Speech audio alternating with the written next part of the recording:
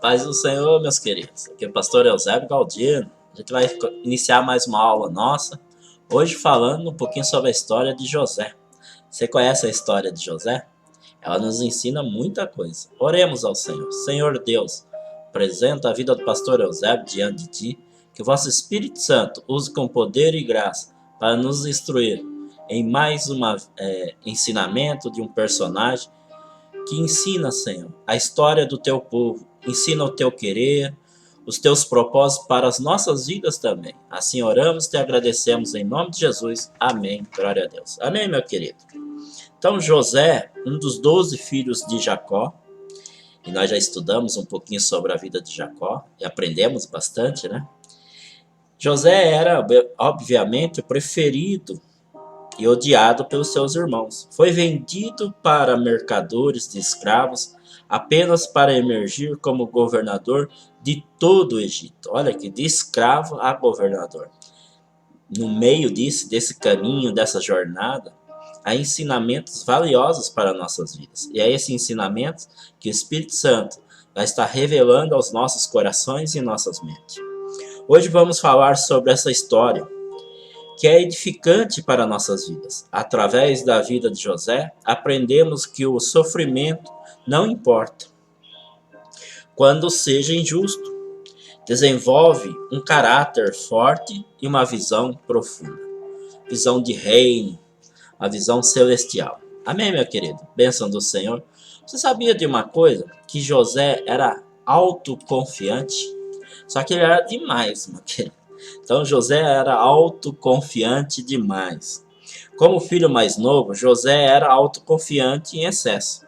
Ser autoconfiante não é errado, mas em excesso, tudo que é em excesso é ruim, né, meus queridos? Sua autoconfiança, aumentada pelo fato de ser o filho predileto de Jacó e conhecer o desejo de Deus para a sua vida, era insuportável para os seus irmãos mais velhos, que por fim conspiravam contra ele. Gerava inveja, contenda, né?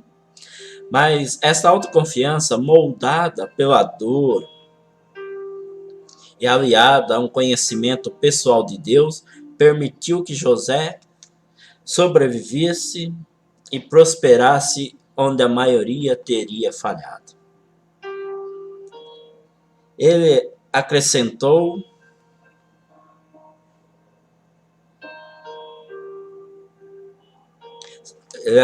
sabedoria à sua confiança e ganhou o coração de todos que o cercaram. Potifar, por exemplo, capitão da guarda do palácio, os outros prisioneiros da prisão onde ele foi preso, o rei, aí Faraó, e após muitos anos também os seus irmãos. Talvez você possa achar-se em uma ou mais das provas que José enfrentou. Foi traído e abandonado pela família, exposto à tentação sexual, punido por fazer a coisa certa, suportou um longo período de encarceramento e foi esquecido por aqueles a quem ajudou. Só um pouquinho do que José passou em sua vida, meu querido. Mas em todos os momentos, ele tinha presença, cuidado de Deus sobre a sua vida.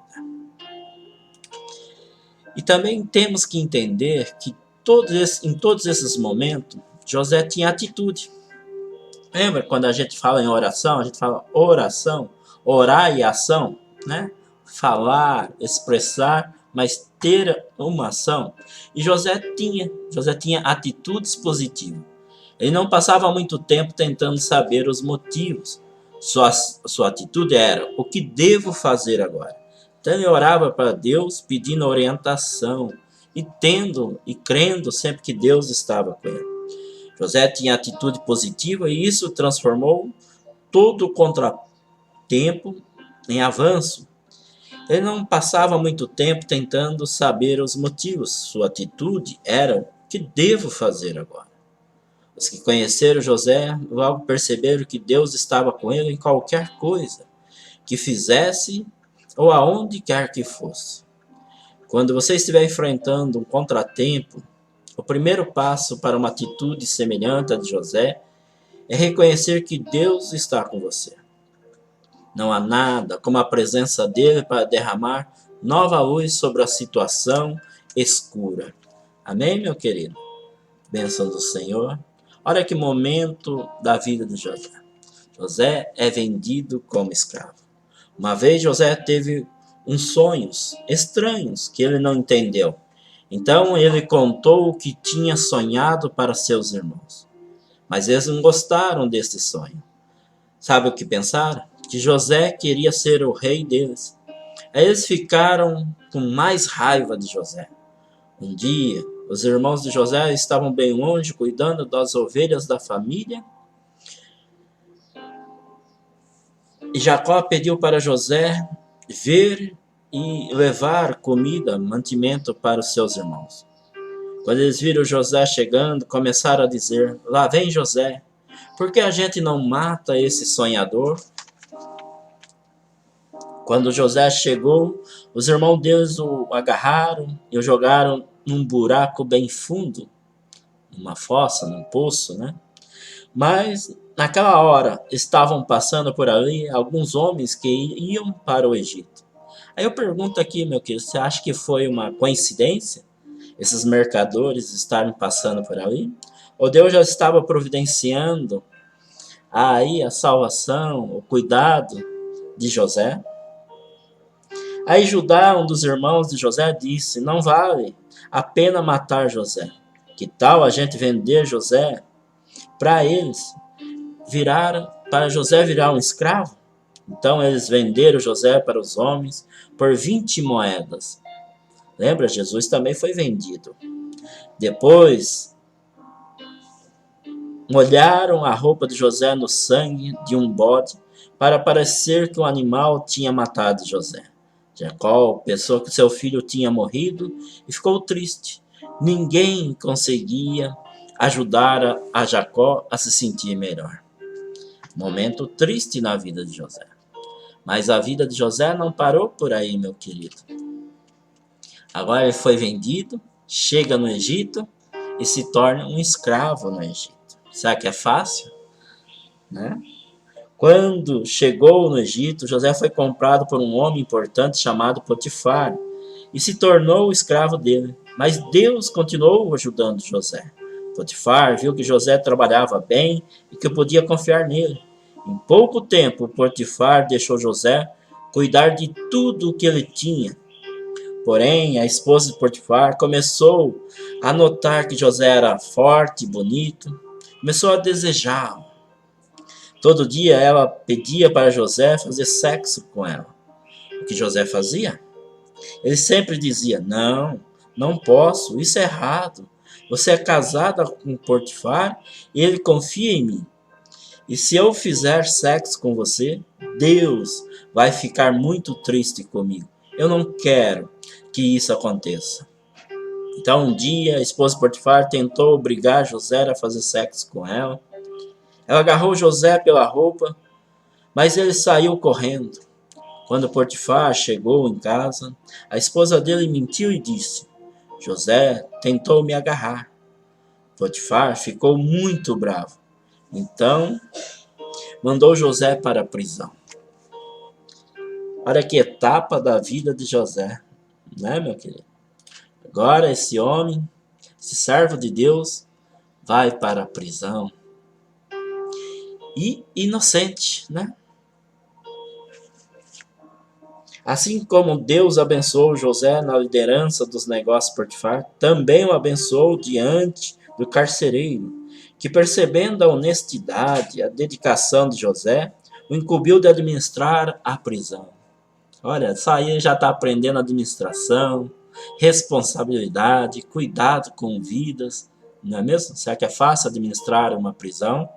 Mas Deus o capacitando neste momento. A Bíblia conta que foram presos 2 homens, o copeiro e o padeiro de Faraó. Certo dia, José viu que eles estavam perturbados, tristes, e perguntou-lhes o motivo. Eles responderam que havia tido sonhos estranhos e não sabiam seu significado. José então pediu que lhe contasse o sonho.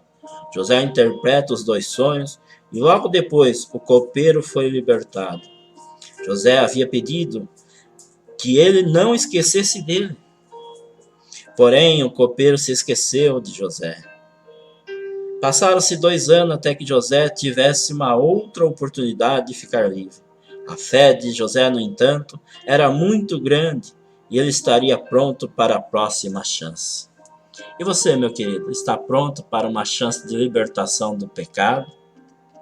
Para estar diante do Senhor? Você sabia que quando José teve a oportunidade, ele estava preparado? E por isso, José, de escravo, é levantado a governador do Egito. Faraó teve um sonho e mandou chamar todos os mágicos, adivinhos e homens sábios que estavam nos palácios dos reis. Eles não conseguiram interpretar o sonho de Faraó, mas Deus o tinha revelado a José na prisão. O copeiro se lembra de José na prisão e o Faraó manda chamá-lo. José foi trazido apressadamente da masmorra até a presença de Faraó. Não foi o conhecimento de José sobre os sonhos que o ajudou a interpretar o significado dos sonhos de Faraó, e sim o seu conhecimento de Deus. Após interpretar o sonho de Faraó, José ofereceu ao rei um plano de sobrevivência para os 14 anos seguintes. Era 7 anos de muita fartura e depois 7 anos de escassez. A única forma de prevenir a fome seria através de um cuidadoso planejamento, sem o qual o Egito teria passado de prosperidade à ruína. Faraó reconheceu que José era um homem em que há o Espírito de Deus. E cabe aqui uma pergunta para nossas vidas. Será que as pessoas têm visto em nossas vidas o Espírito de Deus? José foi eleito governador do Egito, logo abaixo de Faraó. José rapidamente chegou ao topo dos muros da prisão para o palácio de Faraó.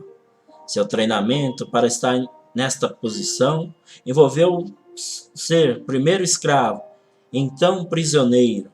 Em cada situação ele aprendeu a importância de servir a Deus e aos outros. José tinha 30 anos quando se tornou a segunda pessoa no comando do Egito. Amém, meu querido? Mas olha que linda parte e etapa aí, né? Caminhada da vida de José. É que agora esse homem está em um poder não máximo aí humano, mas está segundo, né? Só apenas abaixo de Faraó. E mesmo nessa posição, tem muitos de nós que muitas vezes tem um carguinho melhor, já se esquece das pessoas, dos seus familiares, ficam arrogantes, orgulhosos. Pelo contrário, Deus o levantou como governador e este homem aprendeu a humildade, aprendeu a liberar perdão. E é nesse momento, e é tão importante para nossas vidas aprender a liberar perdão, José perdoa seus irmãos. O momento de perdoar chegou quando os irmãos de José precisaram ir até o Egito, pois a terra onde moravam, a Palestina, passava por grande seca e não havia mais alimento para a família de Jacó. Creio que ao ver os irmãos surgiram vários sentimentos, raiva, desejo de vingança, misturado à saudade da família e à vontade de se reunir com o pai e o irmão menor, Benjamim. Aí começou um jogo de gato e rato entre José e seus irmãos. José simulou um roubo, incriminou os irmãos, exigiu que os irmãos trouxessem Benjamim à sua presença e fingiu que ia punir o irmão. Então Judá pede para ficar preso no Egito no lugar de Benjamim. Este foi o momento em que José libera perdão, pois ele percebeu que seus irmãos haviam se arrependido do que haviam feito. A profecia que tinha sido dada a José, ainda que sendo adolescente, através de alguns sonhos, agora se cumpria. A família estava totalmente dependente dele. Na adolescência, ele se impressionou com a honra que ia lhe caber. Ele ficou impressionado lá, né? Quando é adolescente, quando teve aquele sonho, ele está lá, a família se dobrando. Mais tarde, percebeu ter dado uma grande responsabilidade, a de garantir a sobrevivência da linhagem de Abraão e até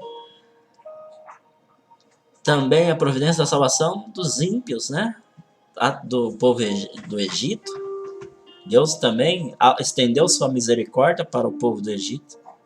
Deus salvou o seu povo e salvou os gentios também, os ímpios ali. Como Deus é maravilhoso, né, meu querido? E para a gente concluir esta aula, e eu quero mais uma vez agradecer a presença do amado, José, através de tudo isso, foi amadurecido na fé. Tudo que nós passamos serve para amadurecer a nossa fé. Não ache que é à toa, que é por um acaso. Tudo tem propósito debaixo do céu. Isso é tão verdade que ele diz aos irmãos que o fato de eles o terem vendido era plano de Deus. José chegou a esse entendimento tão maravilhoso que ele era um instrumento na mão de Deus para salvar não só sua família, o povo de Deus, a nação do Egito. Por fim, salvar a humanidade, não é verdade? Pediu que avisasse a seu pai que ele estava vivo e bem-sucedido e queria vê-lo. Ao saber sobre José, seu pai ofereceu sacrifícios a Deus e foi ao Egito encontrá-lo.